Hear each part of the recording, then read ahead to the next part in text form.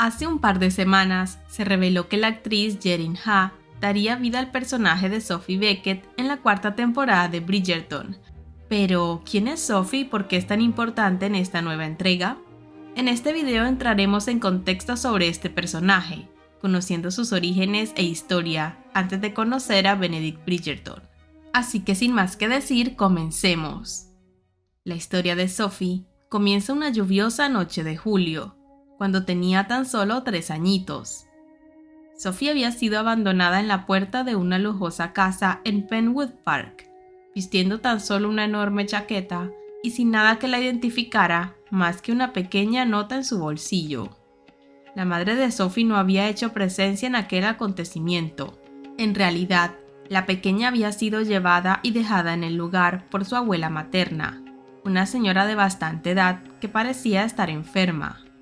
Los acontecimientos que llevaron a estas personas a dejar a Sophie son desconocidos. Probablemente hubieran sido explicados en el trozo de papel con el que había sido dejada la pequeña, pero dicha nota se había quemado en las llamas de la chimenea en cuanto estuvo bajo el poder de su destinatario. De cualquier forma, Sophie fue, lo que se podría decir, bien recibida en su nueva casa.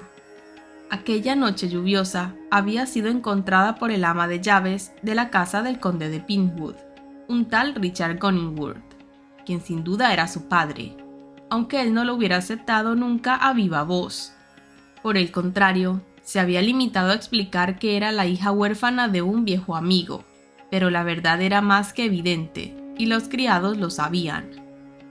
Sophie tenía sus mismos ojos color verde musgo, el mismo cabello rubio oscuro. La forma de su cara era exactamente igual a la de la madre del conde, y su sonrisa era una réplica de la que sería su tía paterna. Sin embargo, nadie decía nada al respecto. Nadie deseaba herir los sentimientos de Sophie, ni arriesgarse a perder el empleo, haciendo notar esos parecidos.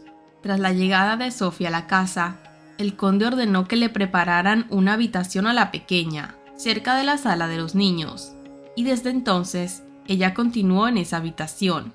Él la llamaba Sofía, y ella lo llamaba Milord, y se veían unas pocas veces al año, cuando él venía de Londres a visitar la propiedad, lo que no hacía muy a menudo.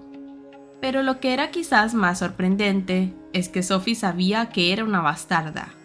No recordaba nada de su vida anterior a su llegada a Penwood Park, pero sí recordaba un largo viaje en coche a través de Inglaterra, y recordaba a su abuela, terriblemente delgada, la que tosiendo y resollando le decía que iba a ir a vivir con su padre.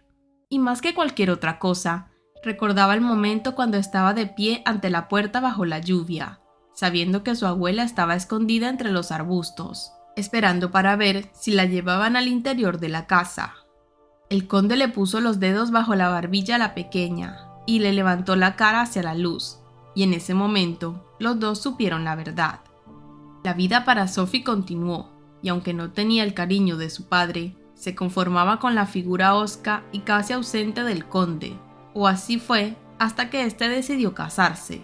Sophie pensó que era una buena noticia, de hecho, se alegró mucho cuando se enteró, y es que si el conde se casaba, implicaba que pasaría más tiempo en Penwood Park, lo que significaba que estaría cerca de ella. Y aunque ella no echaba exactamente de menos al conde cuando no estaba, pues era difícil echar de menos a alguien que no le prestaba mucha atención, ni siquiera cuando estaba ahí, se le ocurrió que tal vez podría echarlo de menos si llegaba a conocerlo mejor, y que si llegaba a conocerlo mejor, tal vez él no se marcharía con tanta frecuencia. Además, su nueva madrastra tenía 2 hijas, lo que era aún mejor, ya que Sophie por fin podría tener personas de su edad con las cuales hablar. A diferencia de los demás niños del distrito, a ella jamás la invitaban a las fiestas ni a los eventos de la localidad. En realidad, nunca nadie la insultaba llamándola bastarda. Hacer eso habría equivalido a llamar mentiroso al conde, el que después de declarar que ella era su pupila y estaba bajo su custodia, jamás volvió a tocar el tema. Pero al mismo tiempo, el conde jamás hizo ningún esfuerzo por lograr que la aceptaran. A sus 10 años, sus mejores amigos eran las criadas y los lacayos, y sus padres bien podrían haber sido el ama de llaves y el mayordomo. Pero por fin iba a tener hermanas, Bueno, no podría llamarlas hermanas, ya que técnicamente no era hija del conde, pero sí podría considerarlas como tal, y eso era más que suficiente. Y así, una tarde de febrero, Sophie se encontró en el gran vestíbulo principal junto con todos los criados reunidos allí, esperando, mirando por la ventana para ver llegar por el camino de entrada el coche del conde, que traía a la nueva condesa y a sus 2 hijas. Y el conde, claro. El día en el que el conde regresó a Pinewood con su nueva familia, marcó un antes y un después en la vida de Sophie, aunque no de una manera positiva. La pequeña, de entonces 10 años, esperó ansiosa la llegada de la nueva condesa, rogando entre susurros que la quisiera. Tal vez si la condesa la amaba, el conde la amaría también, y tal vez, aunque no la llamara hija, la tratara como si lo fuera. Y entonces serían una verdadera familia, pero no fue así. Al llegar, la nueva condesa notó de inmediato que Sophie no era ninguna pupila, y se negó rotundamente a dejar que sus hijas se relacionaran con ella, o por lo menos a que Sophie sintiera que estaba a la misma altura que ellas.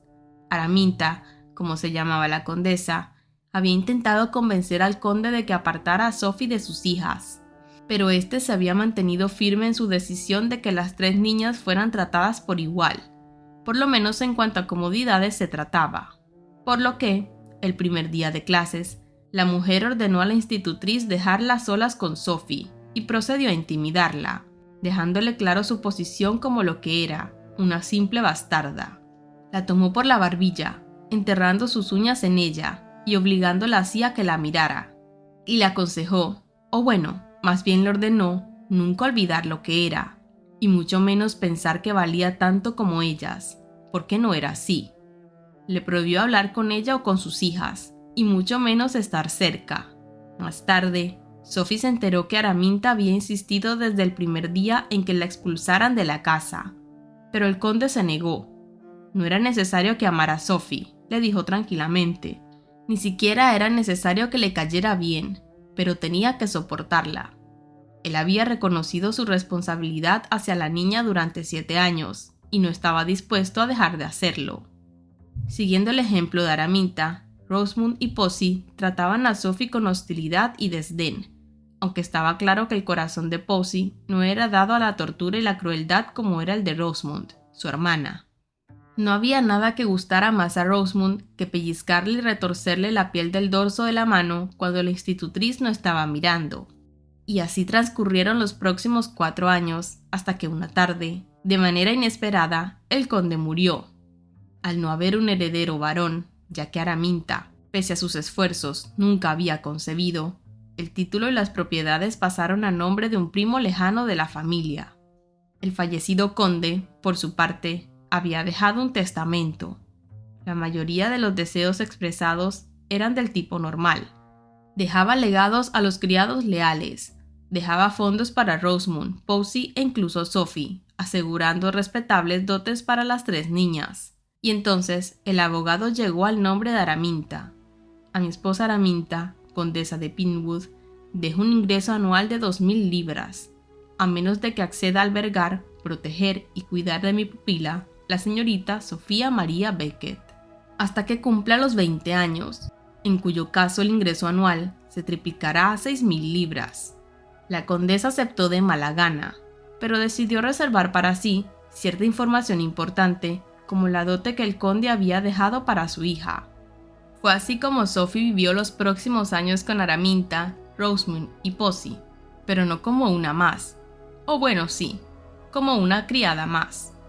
Sophie se encargaba de limpiar, lustrar los pisos, cocinar y atender en básicamente todo a las 3 insoportables mujeres. Sophie ignoraba por completo que su padre le había dejado dinero.